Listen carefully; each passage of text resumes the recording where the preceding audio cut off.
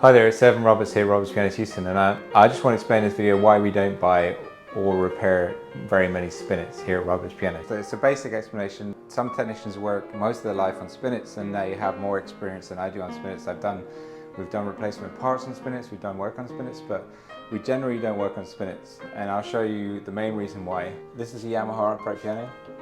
The action sits on top of the key. Here's the key, and the key touches the action here, and the action is on top of the piano. So I can take out the action with these bolts here. If I want to fix the action, if I want to repair, say, the flanges, very common problem on this piano, I can take out the action, take it to the workshop, come back, easily install it.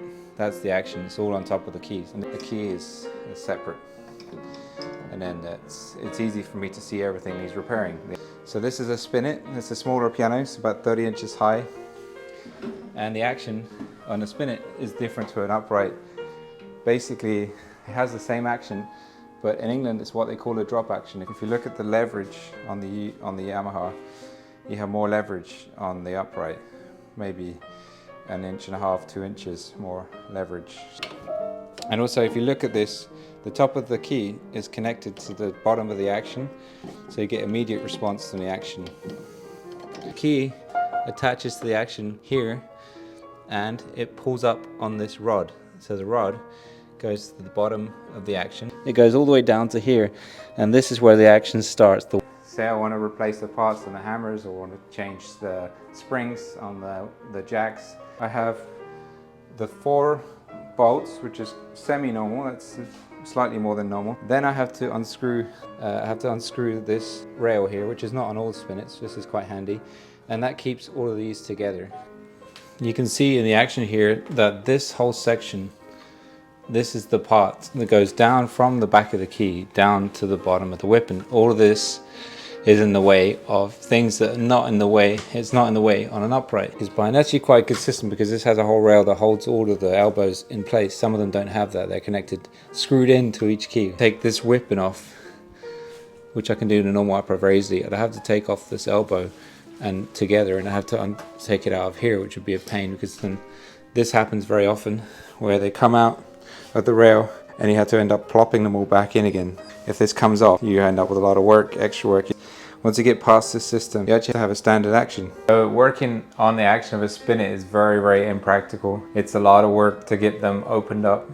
And if you have one small issue, and say you regulate a spring or you change a part, you take it out, you go through all the motions, and then you put it back in again, you can find that maybe something's not 100% set up correctly because you can't tell, because you can't test it. So you have to put it back in to test it, and if it's not quite right, you have to pull it out to test it, which makes it very difficult to perfect a spinet. Over here, I have access to most of the action without even taking the action out of the piano. So I can take off these tapes. If I have to undo, I can unscrew the hammer, I can unscrew the damper, and I don't have to pull the whole thing out. So you might be wondering why I have this spinet in the first place. I actually just really enjoyed the sound of it, and I thought the cabinet was very beautiful. In fact, we have to throw this spinet away because it has some serious damage to the bridge. Some of the notes aren't quite as clear as the others in the bass, because the bass bridge is separating. But for now, that's just like a basic comparison. So the soundboard's smaller on a spinet, the key is shorter, less leverage. All of the small parts are harder to access, which make the repairs harder, and they're less likely to be fully repaired spinet, because the technicians are less likely to put the time into it. They were more cheaply made. The design came out I've heard it came out around Depression. If you know more about the design of a spinet and why it was made, please do comment. I'd love to learn more. America, because in England we don't have any spinets. We only have the Eve Staff Mini is a famous spinet, drop action they call it in England. In America, they're very common. They made hundreds of thousands of them. So you're very much likely to see this kind of piano going around the internet. And the general value of a spinet nowadays is very, very low. If you're going to buy a piano and you're in Houston, please come visit us. We do actually have one spinet in stock. I bought this piano because it has a lovely sound. Considering it's a spinet, I thought it's well made. It's Acrosonic by Baldwin, probably one of the most, slightly out of tune, but has a nice tone. Has a nice tone to